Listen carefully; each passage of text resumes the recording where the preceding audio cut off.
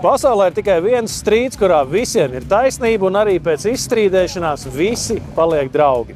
Tas ir strīds vai drīzāk diskusija par to, kas ir Latvijas gada motocikls.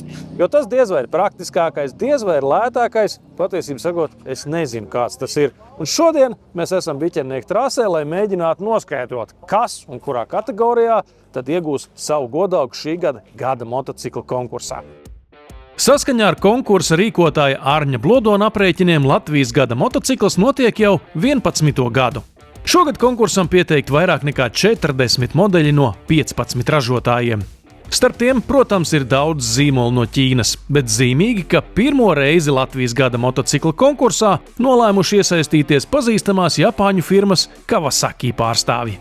Šogad kaut kā saņēmāmies, iznāca tas jaunais KLE 500 modelis, domājam, ka jāparāda cilvēkiem.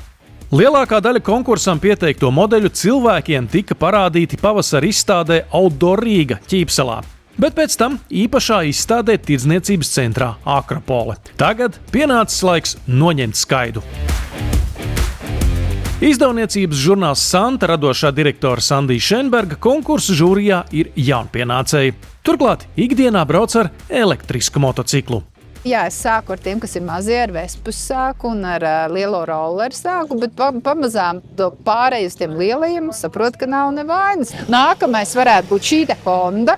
Ja man jāsaka, kas man no šiem te patika, man patika BMW ļoti elektriskais. Interesanti, ka vienmēr avangardā skrienošie lietuvieši šogad nolēmuši savu gada motocikla konkursu nemaz nerīkot. Te ir lietuviešu pārstāvs.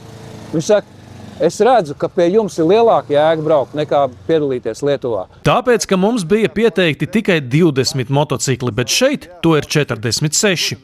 Labs laiks, daudz cilvēku, viņi izmēģina mūsu motociklus. Mums to ir 9. Vajadzētu uzvarēt 2 vai 3 nominācijās. Motociklu tirgus tendences mainās vai gadu, un izmaiņas atspoguļo šo spēkratu reģistrācija. Faktiski šodien praktiskais cilvēks skatās, es teikšu tā, 400, 450 līdz 500, jā. Tas ir normāls transporta līdzeklis, un turklāt ražotāji sāk piedāvāt šajā versijā daudz stilīgus braucamos. Motocikls kļūst ne tikai par stilu produktu, viņš arī, paldies Dievam, ir kļūst par normālu transporta līdzekli. Mums ir ļoti daudz zemes ceļu. Tad kopumā es nevaru nosaukt mārku, bet tam mocim vajadzētu tomēr būt diezgan universālam. Mums nevajag neko, kas uz 250 brauc pa atgaidu šoseju, bet kas ir pietiekami dinamisks, kas viegli manevrējās. 11 gadu pieredze gan rāda, ka galveno titulu iekaro nebūt ne tas universālākais rīks. Gada motocikls nav praktiskākais un pirktākais motocikls. Gada motocikls ir no sērijas Es sapņoju par tādu. Žūrijas uzdevums to nomināciju iedot nevis no praktiskajiem, ne no cenas apsvērumiem, bet no tā kopējā mainstreamā, kas ir, ka tu pamani to rozīnīti. Tas ir tas motocikls, kas ir šī gadā visvairāk izcēlies no tās kopējās plūsmas.